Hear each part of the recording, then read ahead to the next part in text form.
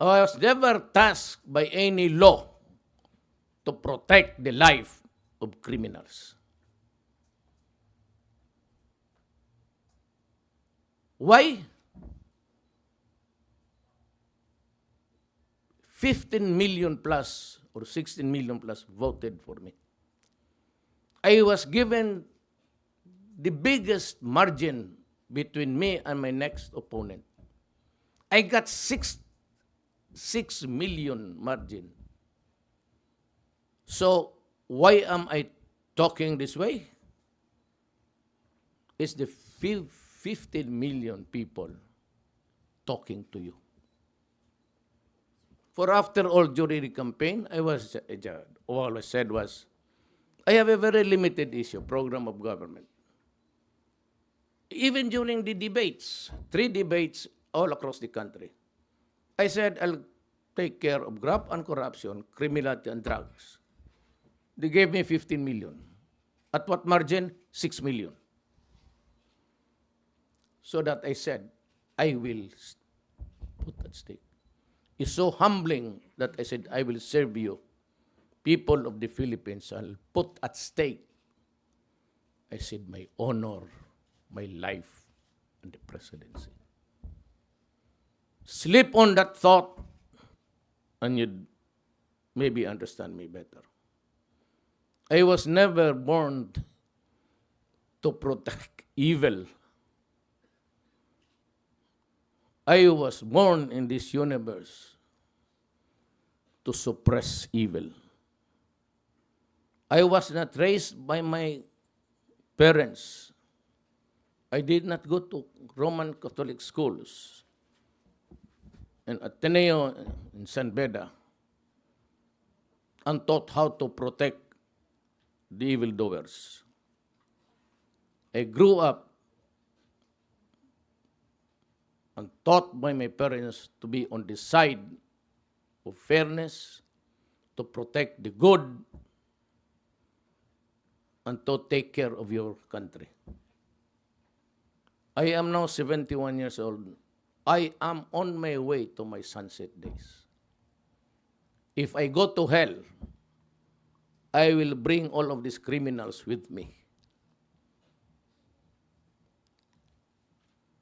Just like what, may I repeat, it is a very, when I was a student of law, I copied this and wrote it just in first cover, then there's a clean page there.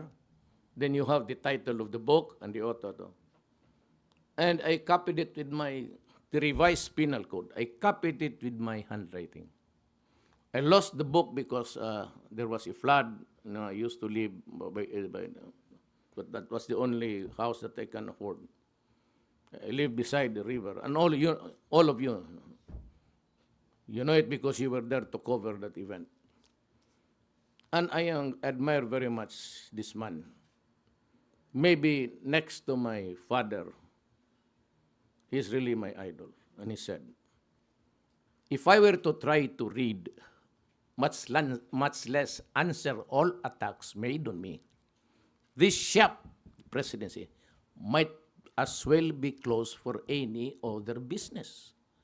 I do the very best that I know how, the very best I can, and I mean to keep doing so until the end. If the end brings me out all right, what is said against me won't amount to anything. But if the end brings me out wrong, 10 angels of God swearing I was right would make no difference. I'd still be wrong. With that message, I'd say thank you for listening and I go home. Okay. Marami pa ba? Last two from Edith Caduaya of Rappler, and then Tricia Tirada of CNN Sir, after. clarification, Mayor. Will the vacancies at the LTO and LTFR be include the cabinet secretaries? Will there be vacuum of leadership? Look, here? I cannot go after each and every one of them. It would take, I said, if I will answer all the attacks made on me. If I go there every day, I would not have time to be president and sit there and make crucial decisions for the country. So I will declare all the positions. There are the assistant. There's always a deputy or even the first clerk, they can take over until such time I decide whether I will dispose of you or not. But you do not, I gave you a warning, the Filipino people, stop it. I promise the people, the 16 million, I will give you a clean government. It will be clean, and it would maybe along the way costs the employment of some who are really corrupt. If I go there once, twice, and still I hear about complaints, and if you are a presidential appointee, meaning to say, I appoint you, or you were appointed by the previous president, but the appointing authority has the power to appoint and the power to dismiss without any reason except that loss of confidence in your ability to deliver your mandate. Follow up, sir. They're saying that there's a procedural problem and a systemic problem within the two agencies, which cannot just be corrected, sir. It's a problem that's only in the system and the structures, maybe the functioning or the aberration in the system or the flow of that work. I really won't mind. But if you are there to commit corruption day in, day out, please get out. Thank you. Okay, Tricia. Hi, sir. Good evening. Sir, you mentioned earlier about you monitoring some conversations made or calls made inside. No, I did not. I said I heard. Okay. We do not have that. We do not have that capacity. It was done by a friendly country, which I cannot reveal for the simple reason is that I just cannot reveal it. But, wiretapping in this country is illegal, unlawful, and there is a penalty for that. But if you just happen to hear, and it is not to your doing, we do not have that kind of thing that you siphon from the space there outside conversations of human mortals in this place, in this planet. Sir, second question about the Napoles investigation. What could be now, sir, the fate of the senators implicated in it? Ano po yung possible na mangyari given the information we have Well, I thus said far? they might as well because it is connected with drugs. You might as well what, sir? You might as well allow it. I mean, I'm referring to the committee on the lower house.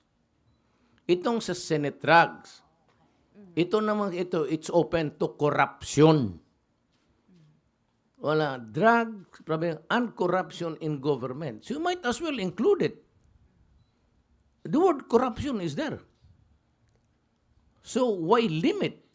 Go ahead and let the chips fall as they may. Okay, last question from Jonathan Miller.